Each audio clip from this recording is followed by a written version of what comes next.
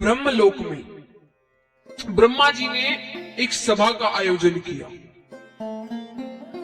आज के समय में जिसे हम मीटिंग कहते हैं, कॉन्फ्रेंस कहते हैं, तो ऊपर भी ये सब होते हैं महाराज, उन्हें कोई ना कोई बात को लेकर मीटिंग करनी पड़ती है, सभी देवी देवता इकट्ठा होते हैं, तो उसे सभा कहते हैं। सभा का आयोजन हुआ, सभी देवी देवता, यक्ष, गंधर्व, किन्नर सब वहां पर पधारे। सभा में एक प्रश्न उठा कि इस 3 लोक 14 भुवन में सबसे महत्वपूर्ण वस्तु क्या है, सबसे कीमती वस्तु क्या है।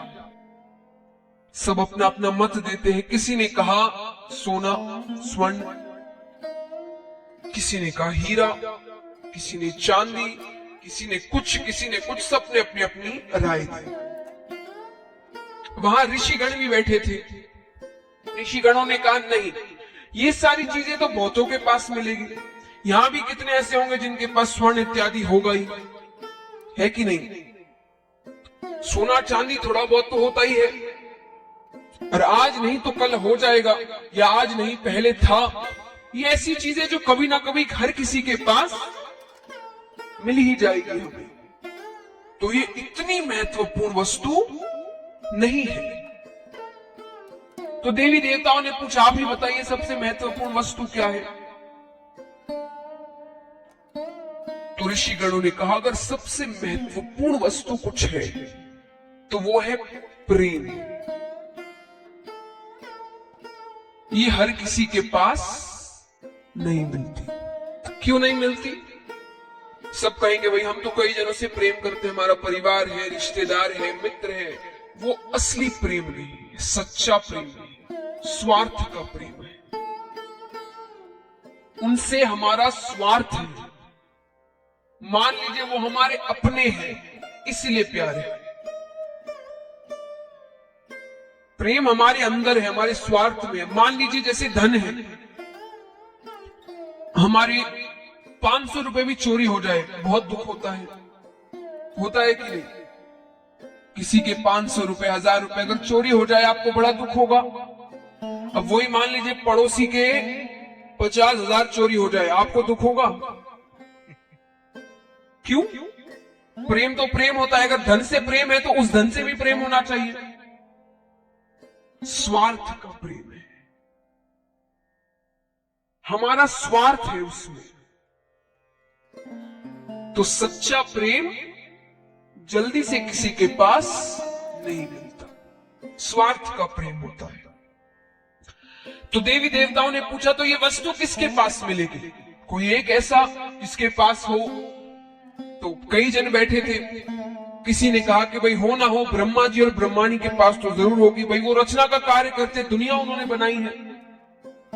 तो बोले नहीं, अब ब्रह्मा जी तो रचना के कार्य में बहुत व्यस्त रहते हैं, ब्रह्माणी के लिए उनके पास समय ही कहां है, तो प्रेम कहां से हो इतना। तो उनके पास भी वो प्रेम नहीं है। नारद जी भी बैठे हुए थे। नारद जी अब विष्णु भगवान के भक्त हैं। उन्होंने कहा कि मेरे प्रभु विष्णु भगवान और लक्ष्मी माता के पास तो जरूर है।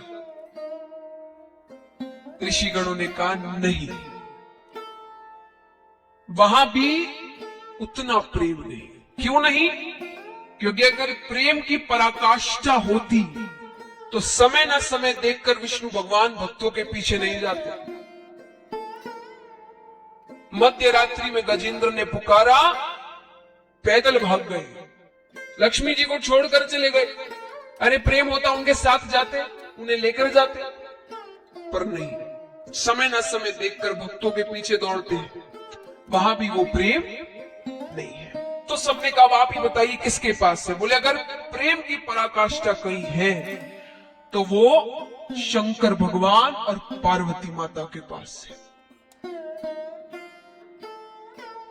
पहली बात तो एक तो वो उनके आधे अंग पर विराजती है कि नहीं।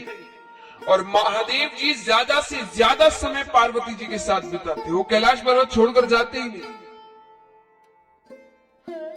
कोई बहुत जरूरी काम, कभी कुछ ना कुछ हो तो ही निकले, वरना वो तो कैलाश पर्वत से जाते ही नहीं। ज्यादा से ज्यादा समय वो पार्वती माता के पास बिताते। नारद जी को बात अच्छी नहीं लगी, वो विष्णु भगवान के बड़े भक्त हैं। उन्होंने कहा नहीं ऐसी बात नहीं है। ऋषिगणों ने कहा नहीं ऐसी ही बात है। अब सब जो सभा में लोग बैठे थे सबको ये बात सही लगी। नारद जी ने कहा अगर मैं उनके बीच झगड़ा करवा दूं तो? ऋषिगणों ने कहा तब की तब देखी जाएगी। ठीक है, सब चले जाते हैं। अब रोज नारद जी कैलाश पर्वत जाते और पार्वती माता और महादेव जी को साथ देखकर हाथ मलते मलते वापस आ जाते। ठीक है, एक दिन संयोग अच्छा था, महादेव जी कहीं गए हुए थे, पार्वती माता अकेली थी। नारद जी अंदर जाते हैं, जाकर प्रणाम करते हैं। आते ही नारद जी सबसे पहले क्या कहते हैं? नारद जी कहीं भी जाए सबसे पहले शब्द क्या कहते हैं? वो जोर से कहिए, नारायण नारायण। माता ने कहा आइए नारद जी आज कैसे आना हुआ? अरे माता बाबा से मुझे एक जरूरी काम था। कहाँ है वो? बोले वो तो बाहर गए हैं। अगर बहुत ज्यादा जरूरी काम है तो मुझे कह दीजिए, मैं बाबा से कह दूंगी।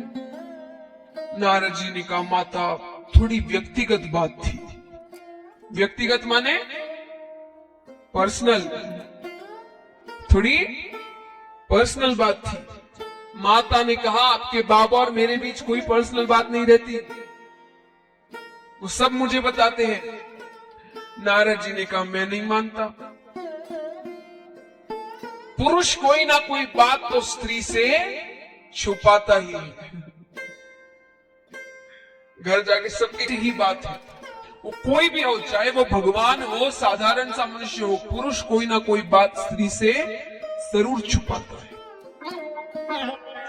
माता ने कहा नहीं नहीं। तो नारद जी ने कहा आपने अमर कथा सुनी है? माता ने कहा ये कौन सी कथा है? बोले ऐसी ऐसी। अरे बहुत गोपनीय कथा है, आपने सुनी है? बोले नहीं। बोले बाबा हर किसी को नहीं सुनाते, जिससे सबसे ज्यादा प्रेम करते हो उसे ही सुनाते। माता ने कहा तो मुझसे वो प्रेम ही नहीं करते। नारद जी ने कहा अब वो मैं क्या जानूं। अच्छा मैं चलता हूं, बाबा से मत कहना कि मैं आया था। नारद जी तो अपना काम कर कर चले गए। अब महाराज पार्वती माता के मन में केवल एक ही बात, अमर कथा क्या है? अमर कथा क्या है? मुझे क्यों नहीं सुनाई? ऐसी कौन सी कथा है? अब महादेव जी का आना होता है रोज की तरह। कोई स्वागत नहीं, कोई आव भगत नहीं, द्वार पर कोई लेने नहीं आया। ठीक है, अंदर आ जाते हैं, आकर बैठते हैं। पार्वती माता बैठी हुई है, बात नहीं कर रही। खुद ही बात शुरू करते हैं महादेव जी। देवी गणेश कार्तिक कहाँ है? माता ने कहा गए होंगे कहीं। दिन भर अपने पास बैठा के रखो क्या? महादेव जी ने कहा नहीं ऐसा तो नहीं कहा मैंने। ठीक है, फिर थोड़ा शांत हो जाते हैं। फिर थोड़ी देर बाद कहते देवी आपकी तबीयत तो ठीक है? माता ने कहा हाँ क्यों? बोले आज कुछ भांग नहीं मिली। अरे महाराज माता तो पहले ही क्रोधित थी और भांग की बात और आ गई। ये तो आग में घी डालने के समान है। माता कहती है आपको दिन भर भांग घोट कर दो, बड़े बेटे को खीर बना कर दो, छोटे बेटे को लड्डू बना कर दो, इन्हीं चीजों के लिए ब्याह के लाए थे क्या मुझे? अब यहाँ भोले बाबा पूछ ही लेते हैं देवी क्या बात है, आप बड़ी नाराज लग रही हैं। माता ने कहा नाराज बाद में कहना, पहले ये बताइए आप मुझसे प्रेम करते हैं कि नहीं? महादेव जी ने कहा ये कोई पूछने की बात है? अरे बहुत प्रेम करते हैं, सबसे ज्यादा प्रेम आपसे करते हैं। तो माता ने कहा फिर ये अमर कथा क्या है? अब महाराज महादेव जी कहते हैं ये अमर कथा के बारे में कैसे पता चल गया? नेत्र बंद करते हैं, नेत्र बंद करते हैं, सब दृश्य सामने आ जाता है। नारद जी का आना हुआ। नारद जी का कहना है, महादेव जी कहते हैं ब्राह्मण देवता आते और अपना कोई ना कोई काम करके जाते। महादेव जी पूछते देवी आज नारद जी आए थे। माता ने कहा ये मेरे प्रश्न का उत्तर नहीं है, आप बताइए ये अमर कथा क्या है और अभी तक मुझे क्यों नहीं सुनाई।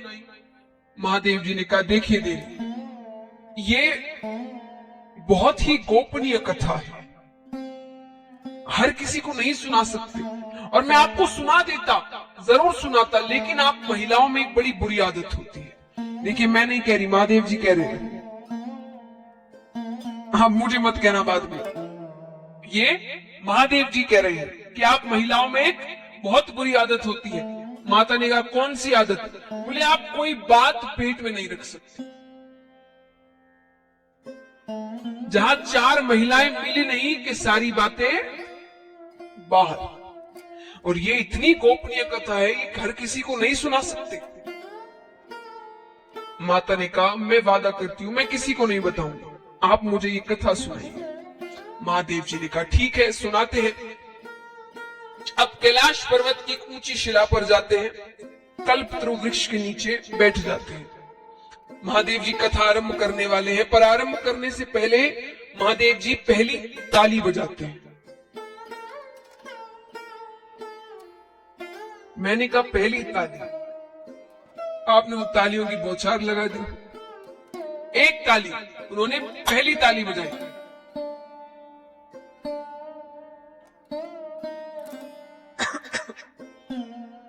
क्यों बजाई? ताली बजाते ही वहां जितने भी जीव जंतु थे वो सब कैलाश पर्वत छोड़कर जाने लगे। क्यों जाने लगे? अब अमर कथा है, नाम से आप समझ सकते हैं अमर कथा। ये कथा सुनने के बाद इंसान अमर हो जाएगा, हर कोई तो नहीं सुन सकता। तो पहली ताली, अब देखिए ताली का यह महत्व है।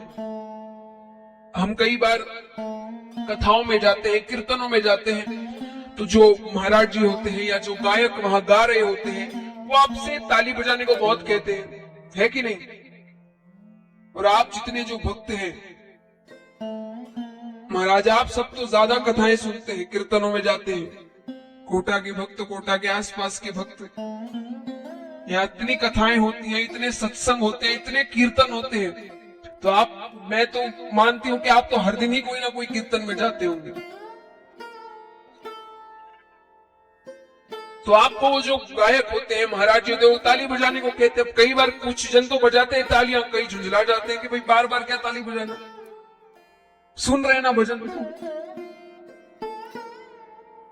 तो ताली क्यों बजाने को कहा जाता है? जैसे यहां पर जितने जीव जंतु थे वो कैलाश पर्वत छोड़कर चले गए। अब जब हम कीर्तन में, कथा में जाते हैं, जब ध्यान से सुनते हैं, तो जीव और ब्रह्म यानी आपका और भगवान का मिलन होता है कि नहीं? ये 3-4 घंटे आप कैसे अपने घर के कार्य, बच्चों के कार्य, पति के कार्य सब छोड़कर सब यहां शांति से बैठे हो कि नहीं? तो इसका मतलब ही आपका भगवान से 3-4 घंटे मिलन होता है। सिर्फ कथा ही नहीं, कीर्तनों में भी आप जाते हैं, वो जब आप भजनों में मग्न होते हैं तो उस समय भी आपका भगवान से मिलन होता है। लेकिन जब मिलन होने वाला होता है ना, तब ये जो मोह माया रूपी जीव जंतु है वो बीच में आ धमकते हैं। जैसे कई बार तो हमारे आसपास ही ऐसे जीव जंतु बैठते हैं जो खुद तो कथा सुनते नहीं, दूसरों को भी सुनने नहीं देते। हर थोड़ी देर में पानी लेंगे आप, सुपारी लेंगे आप, सौंफ लेंगे आप, साड़ी बड़ी अच्छी पहनी है, आप कहां रहते हो, कौन सी बस से आए, कल आएंगे आप, अरे कथा तो सुनने दो। तो ये कब पूछते हैं? जब आप शांति से बैठे हैं, कुछ कर नहीं रहे, तो वो भी सोचते हैं भाई पूछते हैं। और जब हम जोर से ताली बजा रहे होते हैं, मग्न होते हैं, तो वो पूछने की हिम्मत नहीं करते। ये हुए एक जीव जंतु। तो आपके आसपास भी अगर ऐसे बैठे हो तो तालियां जोरदार बजाना, मतलब बैठे हैं।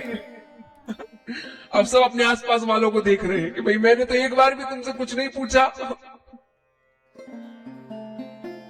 चलिए, तो ये एक जीव जंतु है। दूसरे होते हैं एक अहंकार। महाराज, बड़े बड़े धनपति होते हैं जो बहुत बड़े पद पे होते हैं, अफसर होते हैं, अपने घर में अपने बच्चे पोते पोती के सामने उन्हें हंसाने के लिए ताली बजाते हुए उन्हें शर्म नहीं आती, लेकिन कथा या कीर्तन में आकर ताली बजाने में उन्हें बड़ी शर्म आती है। वो बड़े एकदम शांति से बैठते हैं।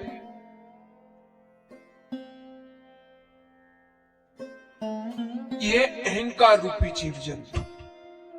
तो जब ये अहंकार होता है ना, तब भगवान से मिलन नहीं होता। फिर एक अहंकार आ जाए, एक जीव जंतु आती है नींद। थोड़ा भी ध्यान इधर उधर हुआ कि नींद आने लगती है। ताली बजाते रहेंगे, शरीर में जोश रहता है तो नींद नहीं आती।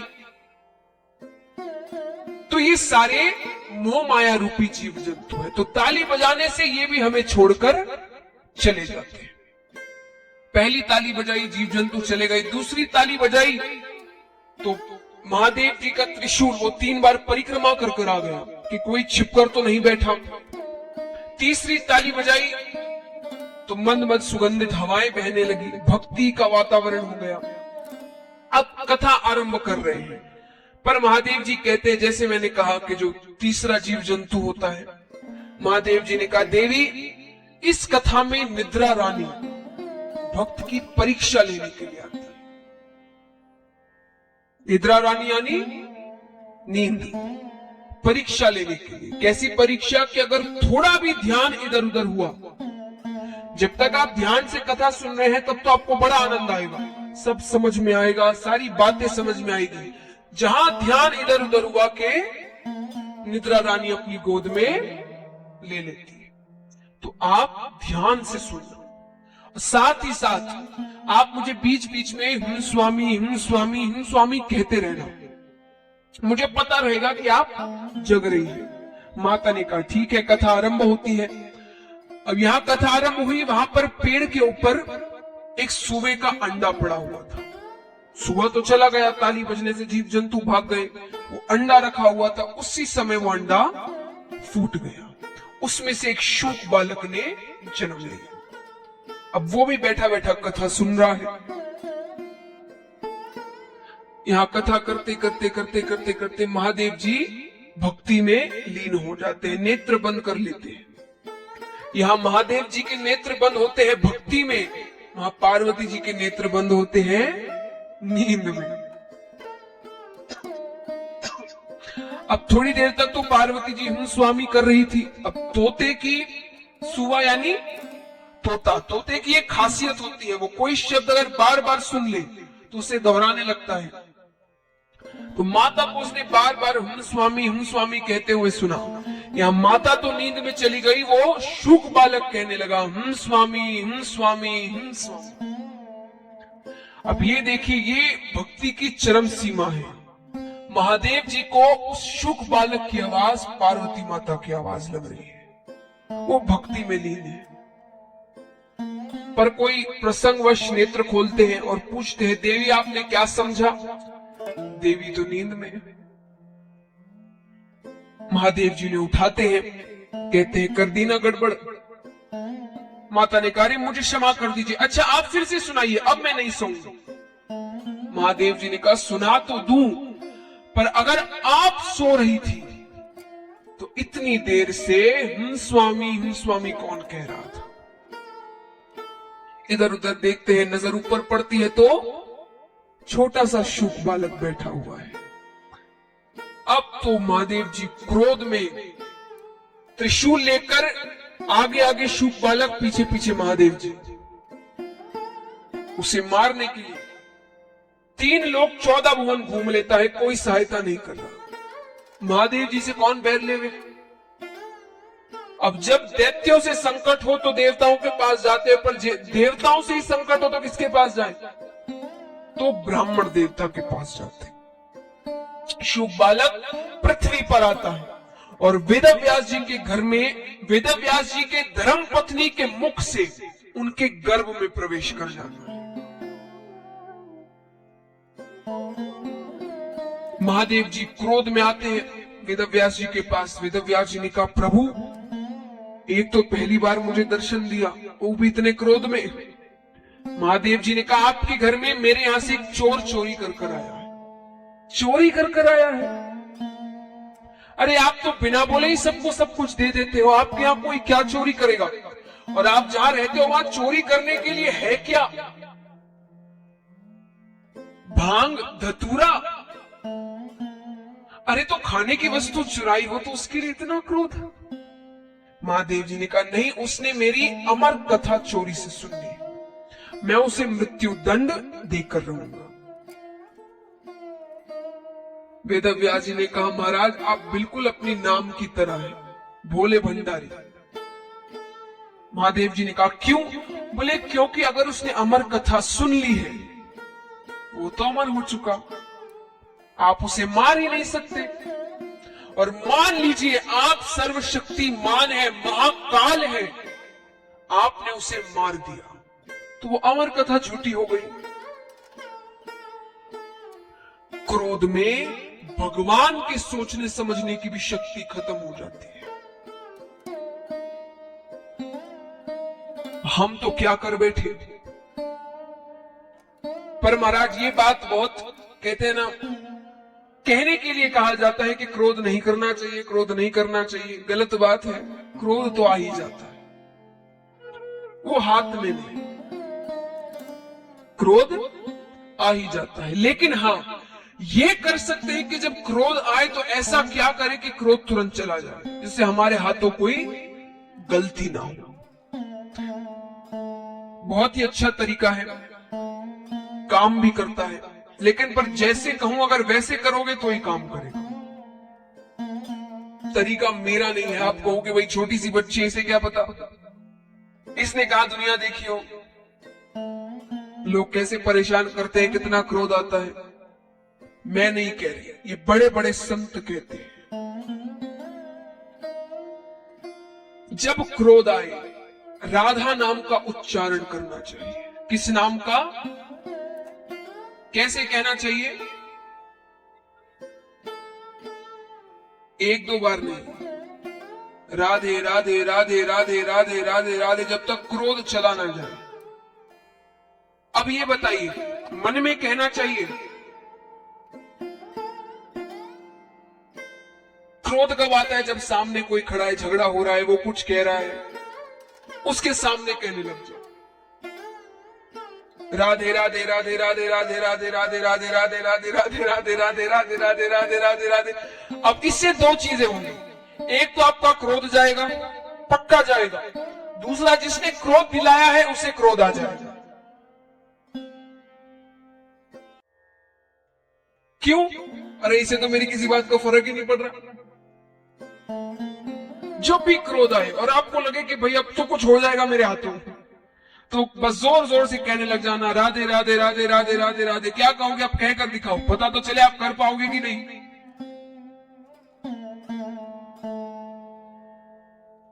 क्या बात है भाई, ऐसा तो नहीं है कि मैं कथा अच्छी नहीं करी था, वो क्रोध आ रहा है इसलिए आपने इतने अच्छे से राधे राधे कहा। तो महाराज करके देखिए एक बार, अगर आपको असरदार लगे तो दूसरी बार करना। तो राधा नाम का उच्चारण करना चाहिए। महादेव जी ने कहा ठीक है, मैं भूल गया ये बात, मार नहीं सकता पर बंदी तो बना सकता हूं। वो जन्म लेगा, मैं उसे बंदी बना दूंगा। वेदव्यास जी ने कहा अहो भाग्य उसके। अरे वर्षों तपस्या करने के बाद किसी किसी को आपकी एक झलक प्राप्त होती है। इसके ऐसे भाग्य है कि जन्म लेते ही आपकी छत्र छाया में रहेगा। अब ये कोई साधारण बालक तो नहीं है, ये मुझे विश्वास हो गया है। अच्छी बात है, मैं 1 वर्ष की समाधि लेकर यहीं बैठता हूं। समाधि के बाद मैं उस बालक को लेकर चला जाऊंगा। 9 महीने में बालक हो जाते हैं, उन्होंने फिर भी 1 वर्ष दिया। अब गर्भ के अंदर वो शुक बालक सारी बातें सुन रहा था। उसने कहा, समाधि ली भी तो इतनी कंजूसी से।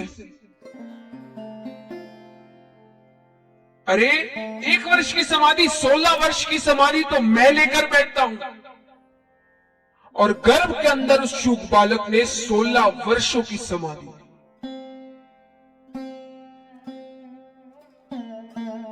एक वर्ष पूरे होते हैं, महादेव जी उठते हैं कि लाइए बालक दीजिए। वेद व्यास जी ने कहा, दीजिए दूर की बात, बाहर आना दूर की बात। 1 वर्ष में उसका आकार भी नहीं बढ़ा है अभी तक। इसमें धर्मपत्नी को बहुत तकलीफ हो रही है। आप उस बालक को क्षमा कर दीजिए। ब्राह्मणों की बात भगवान भी नहीं टालते, उन्होंने क्षमा कर दिया, वे चले गए। पर फिर भी 15.5 वर्षों तक वो बालक गर्भ के अंदर रहा।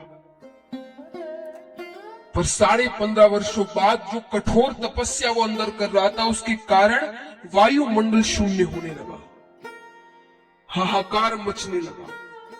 सभी देवी देवता विष्णु भगवान के पास जाते, प्रभु अब आप ही कुछ कर सकते हैं।